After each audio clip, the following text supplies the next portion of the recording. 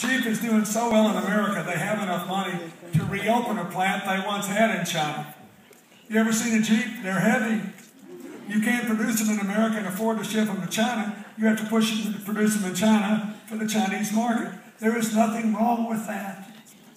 We should be proud of the fact that they have done so well in our country that they have enough money to do that instead of going through all this ridiculous stuff.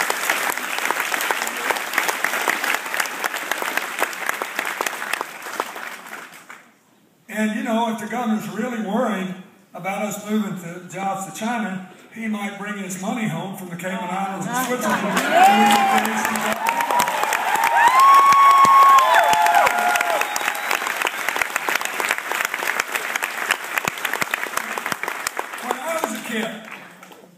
If I got caught with my hand in the cookie jar,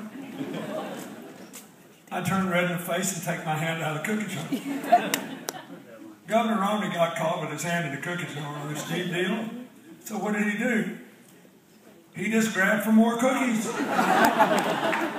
Listen, you cannot afford to have a president of the United States who will look you dead in the eye in the face of certain evidence to the contrary and tell you something he knows it is not true to try to get advantage for 48 hours till this election is over.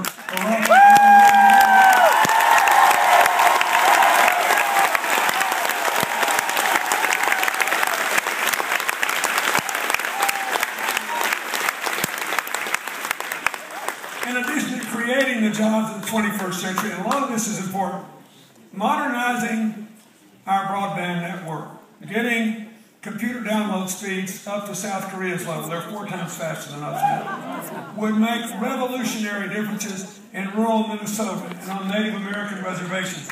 And enable us to bring modern economy. But we also have to educate and train people for the jobs of the future.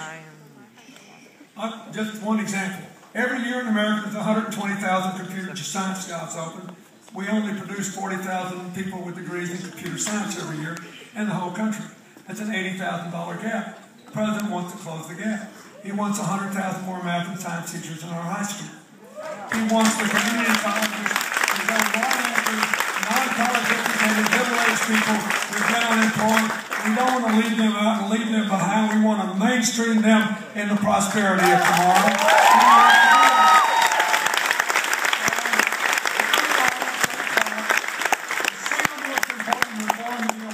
That no one knows about yet is the student loan reform, which says we are going to cut the cost of the student loans and let you pay them back as a low fixed % of your income.